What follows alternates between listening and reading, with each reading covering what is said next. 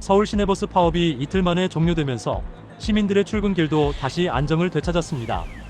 하지만 문제는 완전히 해결된 게 아닙니다. 겉으로는 파업이 끝났지만 갈등의 핵심은 여전히 남아있기 때문입니다. 그렇다면 이번 파업 왜 시작됐을까요?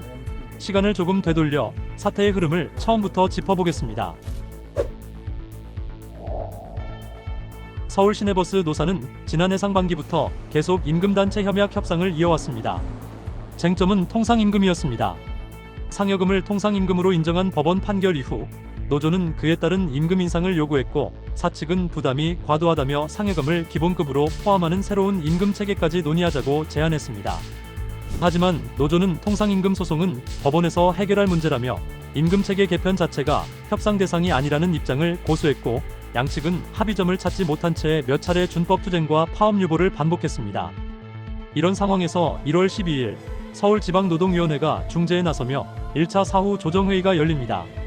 늦은 시간까지 조정위원회와 노사가 협상을 이어갔지만 통상임금 반영 방식에 대한 입장차는 좁혀지지 않았고 결국 조정안이 거부됩니다. 다음날 새벽 노조는 첫 차부터 전면 파업에 들어갑니다. 서울 시내버스 7,000여 대 가운데 대부분이 멈춰서면서 운행률은 6.8%까지 떨어졌습니다. 출근길 시민들의 불편이 커지자 서울시는 지하철 연장 운행과 셔틀버스 투입 등 비상수송 대책을 시행하며 혼잡을 최소화하려 했습니다. 시민 불편이 커지자 노사 양측은 다시 협상 테이블로 복귀합니다. 오후 3시부터 시작된 2차 사후 조정회의는 밤늦게까지 계속됐고 무려 9시간 동안 실무 논의가 이어졌습니다. 임금 인상률, 정년 연장, 운행 실태 점검 제도 등 여러 쟁점에 대해 팽팽한 의견차가 오갔습니다. 그리고 마침내 밤 11시 50분 노사 모두 공익위원 조정안을 수용하며 협상이 타결됩니다. 2025년 임금은 2.9% 인상, 정년은 2027년까지 단계적으로 65세로 연장하기로 했습니다.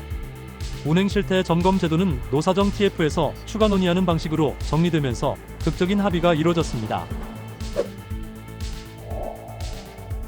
노조는 즉시 파업을 철회했고 15일 오전 4시 첫 차부터 서울 시내버스 운행은 정상화됐습니다.